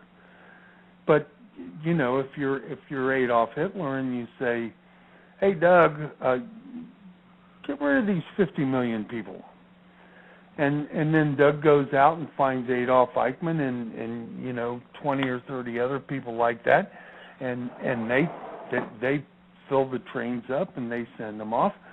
All of a sudden, I've got an insulator. I've got a way to say that I really didn't do it. Right. But it doesn't change it. Right. Correct. That's right. And I don't know. I'm kind of running in circles at this point, and I apologize because I don't know how quite to explain it to you. But I know this much: if someone told me to do something like that, it would be the end of me. See, you've got a conscience. You've got a moral compass. I think we're dealing with people that don't have either. I think we're dealing with if Obama, for example, is not a Muslim, a closet Muslim, then he is a communist and an atheist. at the very least. I look.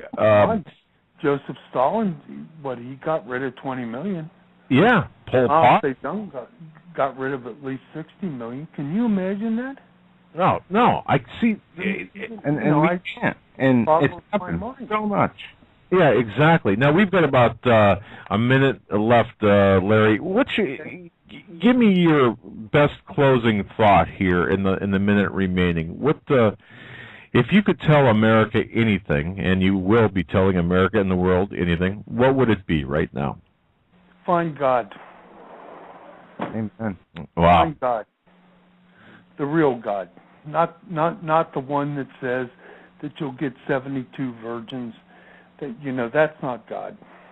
I'm talking about the one that says turn your cheek to the other guy. That Jesus Christ, I'm a Christian, and I believe that. And wow. that's what we need. You know what the problem in this country today is, that we've totally turned ourselves away from it. It's like there's an argument about whether or not we can even have God in the Pledge of Allegiance to the American flag. Are you kidding me? Yeah, I mean, we talk about that all the time. This country was founded on God. Yeah. And, not anymore, though. Maybe I'm speaking to the choir, but do you guys believe in God? Absolutely. We give our life to Jesus Christ, and we try to further His word and spread it to as many people as possible. That is our goal. So do I. And you know what? I don't think I'm the most successful person in the world, and I have a feeling that when my day comes, God's not going to be as happy with me as I hope He is. But you know what? I'm not going to give in to hatred and to severity like the world seems to have done. Larry Grathwohl, as always, a very distinct pleasure to have you on. If you're in the Cincinnati area, Saturday you're going to be speaking at the Tea Party event there, folks. I hope you can get there. I really do. I'm going to try. Look forward to seeing if you can. And gentlemen, you know where I'm at. I'm always happy to do a show for you. I enjoy them immensely, and I think we had fun tonight. I think so, too. Larry, you're a class act, my friend. Guys, have a good evening, and thanks for your time. Thank you, Mr. Grathwohl. God bless you. God bless you, sir. What a class act he is. I've got to tell you that I want to say thank you to all the people who put up with the sound problems over there.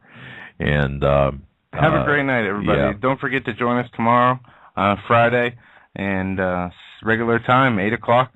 We will be here. God bless you all. And by the way, I'll bet you we won't have any sound problems tomorrow. Yeah, I bet you're right. Blog Talk Radio, where millions of hosts and listeners gather.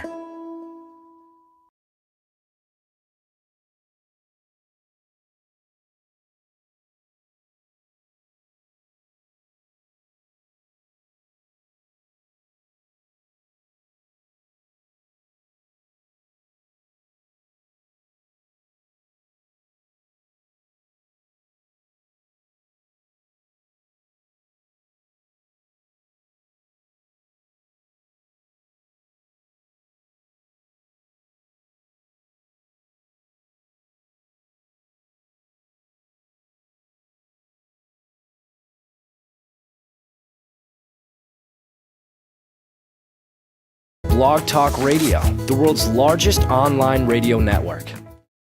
Yeah, welcome, ladies and gentlemen, viewers and listeners from coast to coast and worldwide. This is the Hagmann Report, is heard live every weekday from 8 to 10 p.m. Eastern Time. My name is Doug Hagmann. I'm the founder and director of the Northeast Intelligence Network on the Internet at HomelandSecurityUS.com. With me is my co-host, Joe Hagmann. He will be with me here shortly. I just want to welcome everyone to our program tonight. I'll tell you what, we had a great show last night, and it was just incredible, I thought. I got a lot of good emails from this and from our show, and a lot of positive, just a great response. By the way, welcome back, Joe. Yeah, into the studio. I can't hear you. Oh yeah, okay, here we go. All right. That's better. Glad Keep to me be away here. from buttons, I got to tell you. Glad to be here. Excellent show last night. We received a wonderful response, and I just want to thank everybody who listened. It was such a powerful show, and the feedback was tremendous. And both echo feedback as well as the show feedback. We had a little echo problem with Joe's headset yesterday, but we got through that okay. Yeah. Tonight we're going to have a special guest. Folks, you know, if you wonder what's going on today, this gentleman, in terms of what's going on inside the White House, what's going on in the mind of Obama, White House, and such. The gentleman we're going to have on tonight, Larry Grathwohl, is in fact an expert on that. He's on. Okay. I'm here. Mr. Grathwohl, I want to just tell you what a pleasure it is to have you on our program. You're one of my heroes, as I wrote in our promo for tonight. You're one of our heroes, certainly one of my heroes.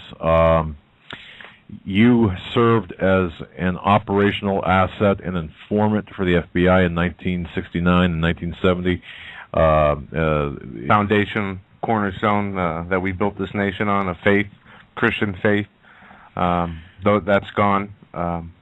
We see the name of Jesus, the Bible, and Ten Commandments treated as some kind of extreme rogue literature instead of the historical, given the historical value that it deserves.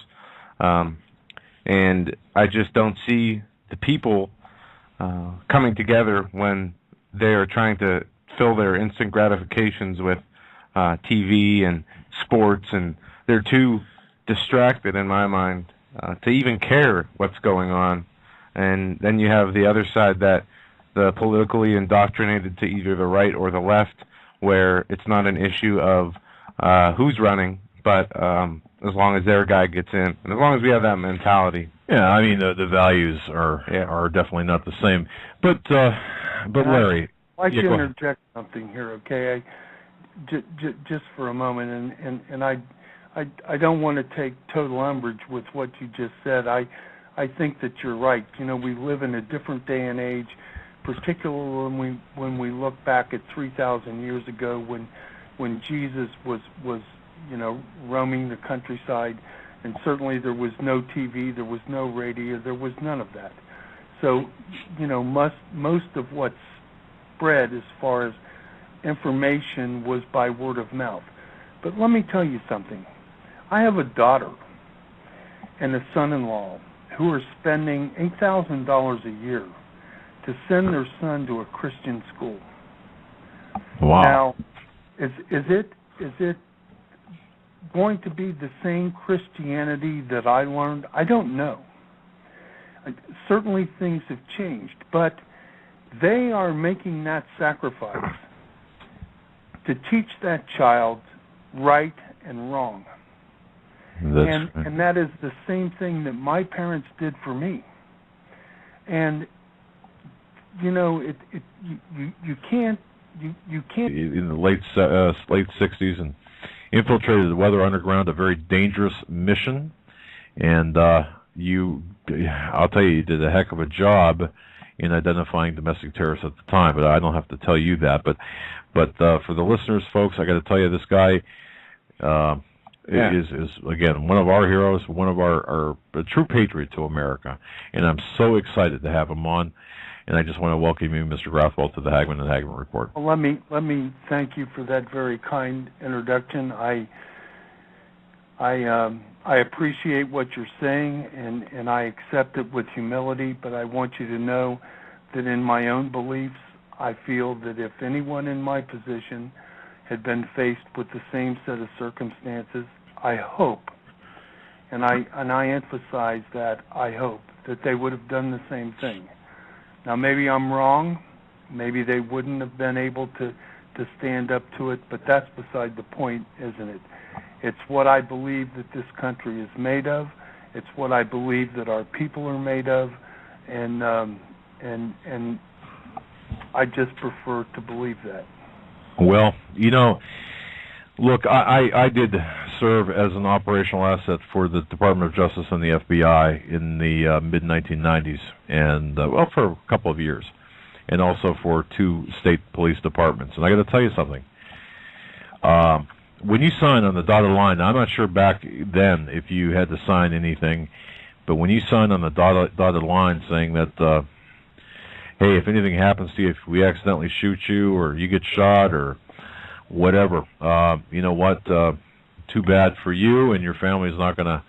Your family, your state can't sue us, and basically you surrender all of your rights and liberties. And you have to think before you sign that, and you think, wow, I mean, this is really dangerous. So, well, I have to admit this that back in those times they didn't present me with a document that gave them. I want to believe that that's the truth. Okay, I have members in my family that I know believe as I do, and they may not feel as strongly about it as I do, but I believe that they are committed. Just a little aside, okay, and this is a story that is of family significance rather than anything else, but it is rather well documented on our side of the family that Abraham Lincoln is my 5th cousin. Oh, wow. Now, that means that he, got 5th cousin, he's hardly related to me at all. But you can imagine growing up in a family where that is believed as to what we think about what our duty and our honor and our obligations to our country might be and to one another. And certainly that is part of what motivated and drove me. And you know what? There's a lot of people out there, white Americans, black Americans, Hispanic Americans, who can look back at their heritage and they know that members of their family gave all. And what? For a belief. Belief that's right. in our freedom and our democracy. And so I choose to believe that's what is there. And you're right, there's probably a lot of people that look at me and laugh and and think that Larry Grathwohl doesn't know which side of the earth the sun comes up on, but I believe it.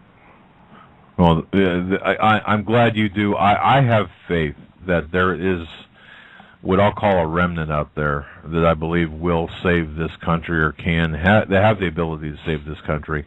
I refuse to give up all hope on America, and I know, Joe, you do too. I feel America will never be the same again as far as our freedoms, as far as our... all that power and authority over me, and I guess I always thought that at some point, if it came down to a choice between what I believed to be right and wrong, that I had the option of doing what I thought was right.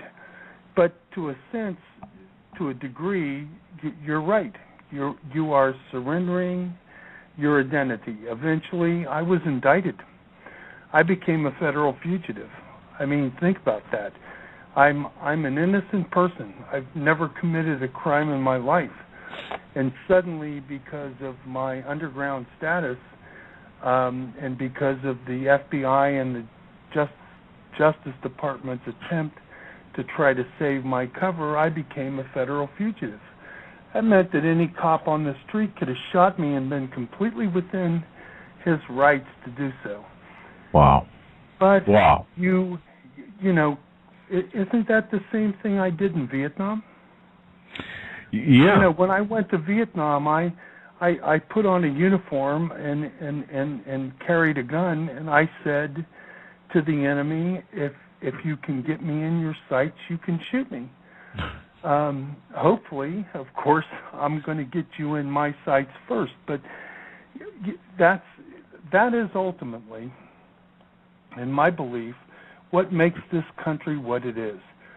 In the Revolutionary War, men marched in the snow, barefooted, with bloody feet, starving to death because of a belief. And Isn't that what we're all about? You know, And that I is, but think that but do you think? And I know we talked a little bit off air. That is indeed what we're all about. But do you think Americans?